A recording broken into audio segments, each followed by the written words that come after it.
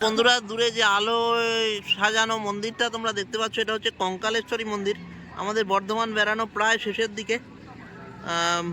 মানে বর্ধমানে আরো অনেক কিছু আছে, কিন্তু একদিনে সবটা সম্ভব না।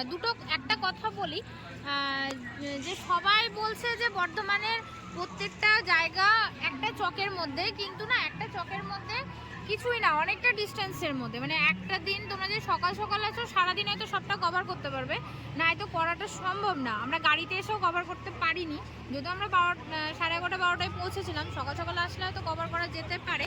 যাই হোক, এটা তোমাদেরকে আমি বললাম। অনেকেই বলছে এক চকের মধ্যে, আমরাও সেটাই ভেবেছিলাম, কিন্তু এক চকের মধ্যে নয়, জিনিসগুলো অনেকটাই ডিস্টেন্সের মধ্যে। এটা কিন্তু মাথায় রেখো। আর এই মন্দিরটায় ঢোকবার আগে তোমাদেরকে কিছু কথা আমি বলি, কারণ এখানে কোনো অনুষ্ঠান আছে, তো সেই জন্য প্রচুর আওয়াজও আছে। তো এই মন্দিরটা হচ্ছে কাঞ্চননগর নামে এক জায়গা, মানে বর্ধমানের কাঞ্চননগরে। আর এটা নবরত্ন কালী মন্দির বিখ্যাত। এই মন্দিরটি, মানে মন্দিরের মূর্তিটি সম্পর্কে মূর্তিটি 1913 খ্রিস্টাব্দে, 1320 বঙ্গাব্দে দামোদর নদের বন্যার সময় বর্ধমান শহরের পশ্চিমে নদীগর্ভ থেকে এই কালী মূর্তিটি পাওয়া যায়। এই মূর্তিটির বয়স আজ পর্যন্ত নির্ণয় করা সম্ভব নয়। মানে এটা মূর্তির কত বয়স কেউ বলতে পারে না। কেউ 2000 বছরও বলে, কেউ তার থেকে বেশিও বলে। এই মূর্তিটি তোমার 3 ফুট চওড়া আর 5 ফুট লম্বা। এটি মানে চারটে করে 8টা হাত আছে। হ্যাঁ, দুই দিকে। মানে এটি অষ্টভুজা। এর গলায় নরমুণ্ড আছে, পদতলে শিব আছে, দুই পাশে সহচরী মূর্তি আছে। আর এটা হচ্ছে 8টি হাতে নরমুণ্ড, শঙ্খ, চক্র, ধনু, খড়গ। প্রতিমাটির দেহ শীর্ণকায়। ভাষা দেখে আমি মূর্তিটা এখনো পর্যন্ত দেখিনি। আমি যতটা জানলাম সেটুকুনি তোমাদের বললাম। আমি মূর্তিটা দেখি, তারপরে তোমাদের আরেকটু বলছি। এবারে মন্দিরে ঢুকছি, আমরা মূর্তিটা দর্শন করি। সবাই বলে নাকি এখানে কঙ্কালের মতো দেখতে মূর্তিটি, যেহেতু মানে সেই জন্য ওনাকে কঙ্কালেশ্বরী বলা হয়।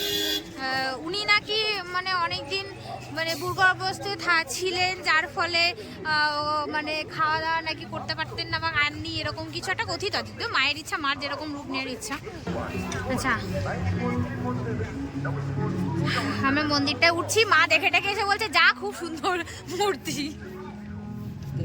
মন্দিরটা খুব সুন্দর, ছোট্টর মধ্যে দেখো লাইটিং দেওয়া আছে, আরো সুন্দর লাগছে।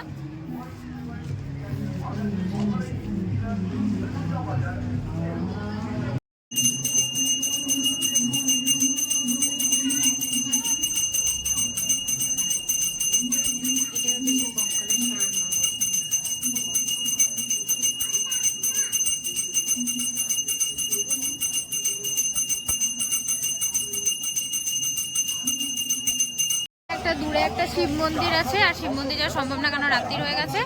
তো এটা সত্যি ভয়ঙ্কর। মানে সে বলে না, খেতে না পেলে যেমন আমাদের শরীরে যেমন কঙ্কাল বেরিয়ে যায়, সেরকম টাইপেরই অনেকটা। তো যাই হোক, জয় মা, সকলকে ভালো। তো তোমাদের ভিডিওটা ভালো লাগলে লাইক, কমেন্ট, শেয়ার, সাবস্ক্রাইব করো। আবার যদি আমরা বর্ধমান আসি, তাহলে তোমাদেরকে আরও কিছু জিনিস দেখাবো।